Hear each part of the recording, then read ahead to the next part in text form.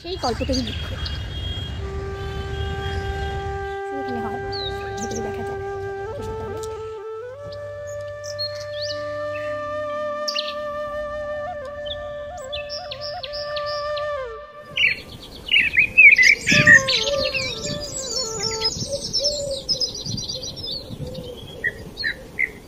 আজ আপনাদের নিয়ে যাব ফুলের মেলায় সজ্জিত এক পরম পবিত্র তীর্থভূমিতে। শ্যামবাজার বা শোভাবাজার সুতানুটি মেট্রো স্টেশন থেকে খুব কাছেই এই উদ্যানবাটিটি। বাসে বা অটোরিকশায় 15 মিনিটের মধ্যে পৌঁছে যাওয়া যায়। ঠিকানা 90 নম্বর শ্রী শ্রী রামকৃষ্ণ পরমহংসদেব সরণি, কাশীপুর, কলকাতা 2। কাশীপুর উদ্যানবাটি ভারতের আধ্যাত্মিক জগতে এক গুরুত্বপূর্ণ পীঠস্থান। শ্রীরামকৃষ্ণ পরমহংসদেবের পবিত্র পদস্পর্শে ধন্য এই গৃহটি। পরমপ্রিয় শিষ্যদের সাথে জীবনের শেষ কয়েক মাস এখানেই অতিবাহিত করেন তিনি, এবং 1886 সালের তার মহাসমাধির মাধ্যমে পবিত্র হয়ে ওঠে এই স্থান। 1946 সালে এটিকে শ্রীরামকৃষ্ণ মঠের একটি শাখায় পরিণত করা হয়। এখানে রামকৃষ্ণ মিশনের পল্লী মঙ্গলে তৈরি জ্যাম জেলি আছে।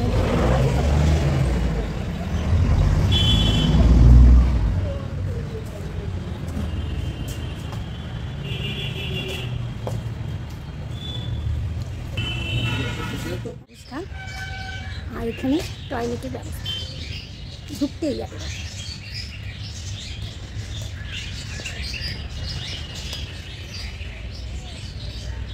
রাখার জন্য দয়া করে সহযোগিতা করুন। রানী কাত্যায়নীর জামাতা শ্রী গোপাললাল ঘোষ মহাশয় এই বাগানটির মালিক ছিলেন। ভক্তরা তার কাছ থেকে মাসিক 80 টাকা ভাড়ার বিনিময়ে বাড়িটি ভাড়া নেন। জীবনের শেষ দিন পর্যন্ত ঠাকুর এখানেই ছিলেন এবং এখানেই হয় তার মহাসমাধি। 1886 সালের 1 জানুয়ারি বাবা এখানে কল্পতরু হয়েছিলেন।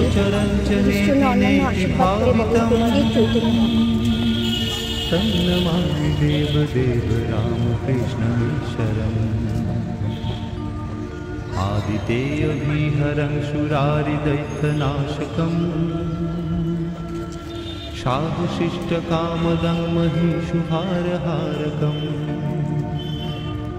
सत्मरूपतत्तकं युगे युगे च दर्शितं तं नमामि देवदेव। এই উদ্যানবাটিতে একটি গ্রন্থাগার রয়েছে, যেখানে রয়েছে অসংখ্য মূল্যবান পুস্তক। এখানে বসে সেগুলি পড়ার সুযোগ পাওয়া যায়। সপ্তাহে 3টি শিক্ষা বিষয়ক কর্মশালা বা পাঠচক্র আয়োজিত হয় এখানে। সামনেই চোখে পড়ল ধ্যানগৃহ। এই ধ্যানগৃহেই স্বামী বিবেকানন্দ তাঁর গুরুভাইদের সাথে শিবরাত্রি ব্রত পালন করেছিলেন। এর একটু এগিয়েই রয়েছে সারদা মায়ের রান্নাঘর। এখানেই মা অসুস্থ শ্রীরামকৃষ্ণের জন্য পথ্য বানাতেন।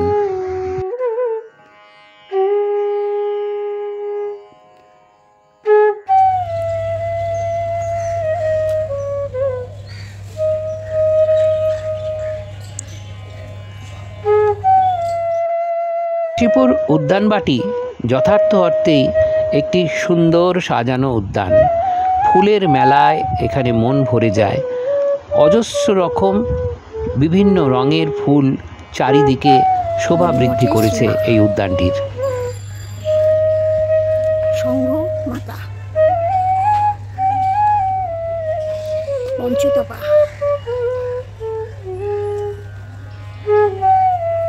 চির শ্রীমন্তী, মহাপ্রস্থান, শ্রীরাম যে কৃষ্ণ সেই ইদানীং রামকৃষ্ণ।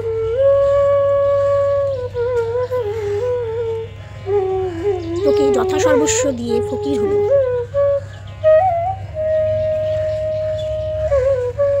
সংঘ প্রতিষ্ঠা।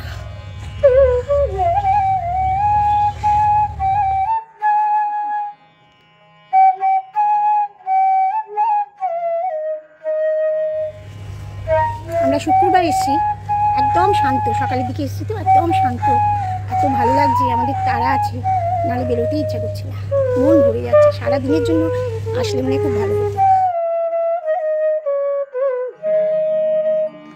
কাশীপুর উদ্যানবাটি ভারতের আধ্যাত্মিক জগতে এক গুরুত্বপূর্ণ পীঠস্থান। শ্রীরামকৃষ্ণ পরমহংসদেবের পবিত্র পদস্পর্শে ধন্য এই গৃহটি। পরমপ্রিয় শিষ্যদের সাথে জীবনের শেষ কয়েক মাস এখানেই অতিবাহিত করেন তিনি এবং 1886 সালে তার মহাসমাধির মাধ্যমে পবিত্র হয়ে ওঠে এই স্থান। 1946 সালে এটিকে শ্রীরামকৃষ্ণ মঠের একটি শাখায় পরিণত করা হয়। आदितेयविहरं शूरारिदैत्यनाशकं साधुशिष्टकामदं महिषुभारहारकं सत्मरूपतत्तकं युगे युगे च दर्शितं तं नमामि देवदेव रामकृष्णमीशरम्। सर्वभूतसर्गकर्मसूत्रबन्धकारणं येन कर्म पापपुण्यतारतम्य साधनं बुद्धिभाषसाक्षिरूप सर्वकर्मभासनं तं नमामि देवदेव रामकृष्णमीशरम्। এই উদ্যানবাটি আক্ষরিক অর্থে উদ্যানের মধ্যে অবস্থিত একটি ছোট্ট গৃহ, যার একেবারে উপরের তলায় ঠাকুর কাটিয়েছিলেন তার পুণ্য জীবনের শেষ কয়েকটি মাস। यापितं सलीलया च येन दिव्यजीवनं तं नमामि देवदेव रामकृष्णमीशरम्। तुल्यलौष्ट्रकाञ्चनं च हेयनेऽधिगतम् स्त्रीषु नित्यमातृभावशक्तिरूपभावकम्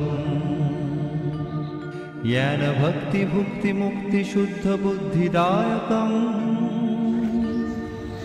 কাশীপুর উদ্যানবাটিতে একদিনের একটি ছোট্ট ভ্রমণ আপনারা করতেই পারেন।